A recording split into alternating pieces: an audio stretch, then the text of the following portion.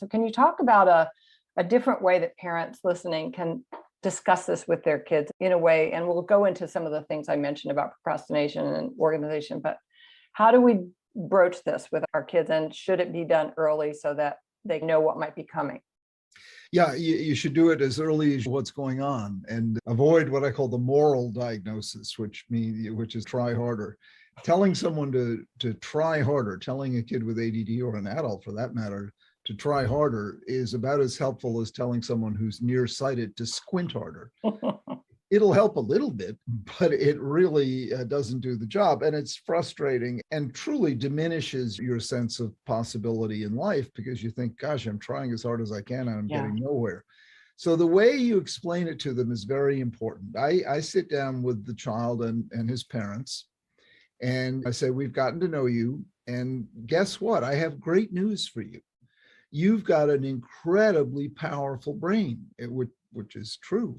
You've got like a Ferrari engine for a brain, and most of them know what a Ferrari is. So you've got this way powerful imagination. You've got an extraordinarily powerful mind, but you have bicycle brakes. You have trouble controlling the power of your mind. And the kid by now is nodding. It runs away with you. You overlook things, you miss things, you rush past things, you break things, you crash. And I say, not to worry, I'm a brake specialist. And we'll work together, you and me and your parents and your teachers and your coaches and people who know and care about you. And over time, we will strengthen your brakes. So you're a champion in the making. You'll win races. A Ferrari with good brakes wins races. A Ferrari with bad brakes spins out on the curb. Our job is to strengthen your brakes to the point that you can become a champion. So the point is not to normalize at all. We want to make him or her super normal. And you really want to avoid the deficit disorder model that does such a disservice. Like I said before, it's not a deficit, and I see it as a trait, not a disorder. If the child feels that he or she has a deficit disorder, that's totally demotivating. And that creates the real pernicious syndromes. I have both ADHD and dyslexia. Wouldn't trade either one for the world.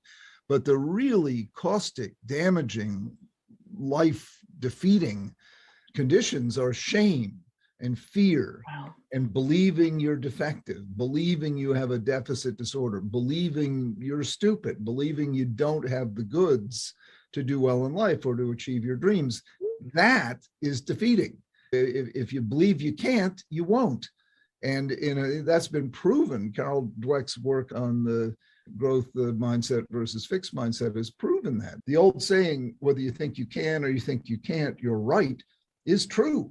So you want to instill in your kid a sense of I can, not an unrealistic sense. I'm not saying, oh, dream big, they'll all come true. No, unwrapping your gift takes work. It takes time to turn this condition into an asset.